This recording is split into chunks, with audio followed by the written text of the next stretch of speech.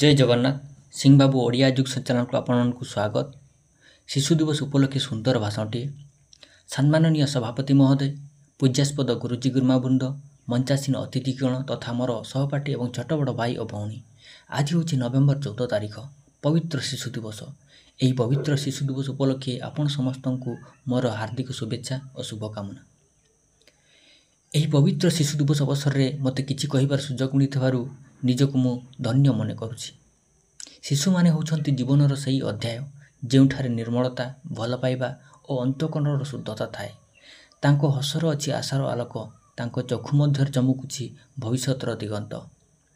प्रति वर्ष नवेम्बर 14 तारिख में आमे शिशु दिवस पालन करिथाउ जवाहरलाल नेहरू जन्मतिथि रे, जे शिशु मानक पई निज हृदय मझिरे असीम भल पाइबा धारण करथिले।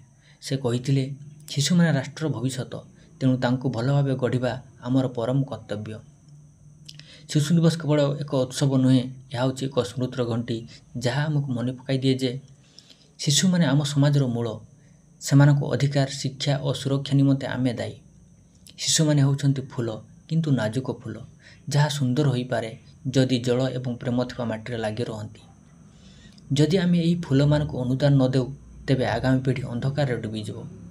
एही दिन आमको एही अंशटी स्पष्ट करे कि शिशु दिवस माने मधुर कविता नुहे, यह हूँ दायित्व और संवेदनार अनुभूति। आजिर दिन में जोठी गोटे शिशु उत्सव अनेक रंगर मुस्कुराउछि, सेठी कौनसी दूरस्थ गाँवर अन्य गोटे शिशु शिक्षा और प्रेम अभाव शोषित होउछि।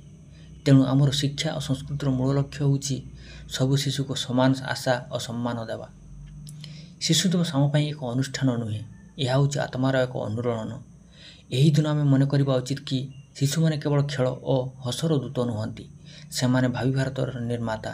तेणु आसंतु यही शिशु दिवस आमे एक उद्दीपना बही नेबा जोठी प्रत्येक शिशु मुस्कुराए, शिखे और सुरक्षित भाव आगक बढ़े। थैंक यू, धन्यवाद। वीडियो भल लगे लाइक करंतु, शेयर करंतु।